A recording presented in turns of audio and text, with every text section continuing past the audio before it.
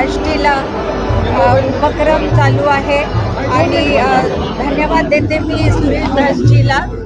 खूप छान प्रकारे वेगवेगळे टेस्ट आणि निदान इथे होत आहेत लोकांसाठी.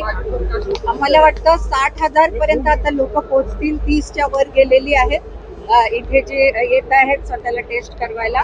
आणि मला वाटतं की या उपक्रमामुळे जे लोक डॉक्टरपर्यंत नाही पोहोचू शकत, डॉक्टर्स पण पद्मश्री अशी सगळे आलेली आहेत इथे, डॉक्टर लहाने पण आहेत, तर ते डॉक्टर्स यांच्यापर्यंत पोहोचलेले आहेत आणि यांच्या हेल्थसाठी, यांच्या चांगल्यासाठी खूप काम करतात. बीड जिल्ह्यामध्ये ऊसतोड मजूर आहेत, तुमचं देखील फाउंडेशन आहे, काय स्पेशली बीड जिल्ह्यासाठी वेगळं काही काम करतात?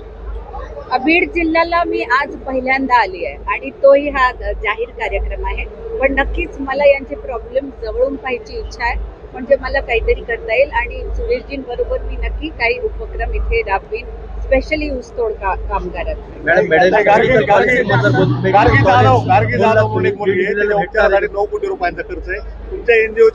मला त्याचा मिळालेला आहे आणि मी ते वेगवेगळे एक नाही तर 3-4 इन्स्टिट्यूटच्या द्वारे कलेक्ट करण्याचा पूर्ण प्रयत्न करेन. विरोधी पक्ष नेता असताना तुम्ही बोलायचात, सत्तेच्या विरोधात बोलायचात, काय चुकीचं दिसलं तर बोलायचात, आता तुम्ही बोलत नाही.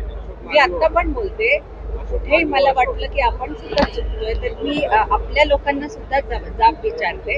आणि मला वाटतं तेव्हा तर अशी इमर्जन्सीची वेळ होती तर बोलणं साहजिक होतं आणि आत्ताही कुठेही काही असेल तर मी आपल्या वतीने आपल्या ऑफिसर्सना किंवा आपल्या लोकांना सांगत असते. त्यावर मी कालच बोललेली आहे. हे अतिशय निंदनीय आहे.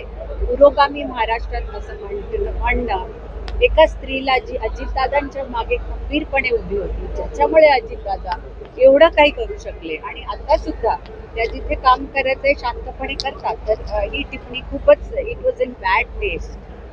तुम्ही आता बोलताना असं म्हणालात की लोकांमध्ये मला जायचंय, वारंवार तुम्ही मला इथे बोलवा, म्हणजे आता राजकारणामध्ये लोकांना मी हे सांगते की मी सोशल ॲक्टिव्हिस्ट आहे. मला लोकांसाठी काम करण्यात मनापासून समाधान मिळतं. ते मी कुठेही असली, नागपूरला, मुंबईला, पुण्याला, कुठेही आमचे उपक्रम चालूच असतात आणि असेच उपयोगी उपक्रम चालू. आंदोलन झालं होतं, आंदोलन झालं जेडनीचं, त्या संदर्भात काही चुकीच्या पद्धतीने पीएम वरती बोललं गेलं, काय प्रतिक्रिया असेल तुमची? आणि त्यावेळेस अमित शहा आणि पंतप्रधान शांत होते असं संजय राऊत देखील म्हणाले.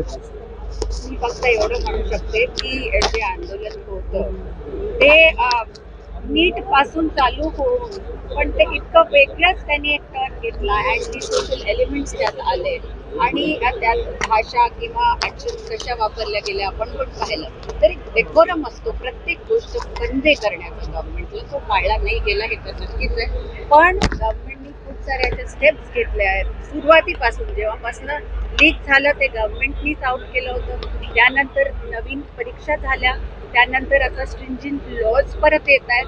तर सगळं काही त्या हिशोबाने गव्हर्नमेंट करतंय. पण त्यात ह्या प्रकारे आणि ह्या लँग्वेजमध्ये बोलणं, ते पण मोदीजींची आणि त्यांच्या आईविषयी, हे बिलकुल एक्सेप्ट नाही. सामाजिक सेवेत अग्रेसर आहात, परंतु कधी जर राजकीय संधी मिळाली तर यायला आवडेल का आणि काम करायला आवडेल का? नाही, मला काही इंटरेस्ट नाही आहे राजकारणात, पण मी तुमच्यासाठी आणि प्रत्येकासाठी ज्याला गरज आहे नक्की काम करेन. मॅडम, राऊत असं म्हणाले, आईविषयी आणि त्यांनी महिलांनी शिवीगाळ केली, तुम्ही एक महिला म्हणून कशासाठी करता?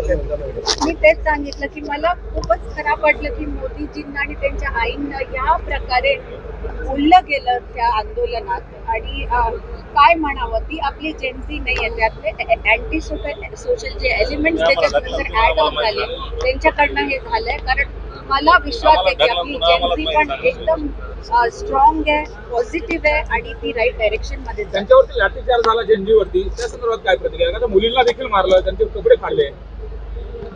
पहा, सुरुवात त्या अँटी सोशल एलिमेंट्सनी केली, पोलिसांवर वार करून. पोलिसांवर भरपूर वार झाला, त्यानंतर त्या लोकांवर पण वार झाला, सिच्युएशन आउट ऑफ कंट्रोल झाली. हा एक काळा दिवसच होता आणि मी दोन्हीकडनं या गोष्टीचा निंदा करते. आष्टीमध्ये मेडिकल कॉलेज नाहीये, त्या मागे पाठलाग करून मी सुरेशजींनी पण मला म्हटलेलं आहे की तुम्हाला साहेबांना बिलकुल म्हणायचं आणि हे करायचं आणि साहेब ओळखून आहे कुठे कशाची गरज आहे तर नक्की इथे यायलाच पाहिजे. राऊत असं म्हणाले की जे सुनेत्रा पवारांवर काँग्रेसने टीका केली की स्त्री पुरुष समानतेचा भाग नाहीये, मात्र फडणवीस आणि शिंदे त्या जागी असले असते तर मी त्यांना गुंगा गुड्डा असं म्हणालो असतो. गुंगा गुड्डा म्हणालो असतो. तुम्हाला वाटतं मी राऊत साहेबांवर कमेंट करायला पाहिजे की मी आपली कामं नीटपणे करायला पाहिजे? मला वाटतं असं जे बोलणार आहे त्याच्यापेक्षा गुंग असणंच बेटर.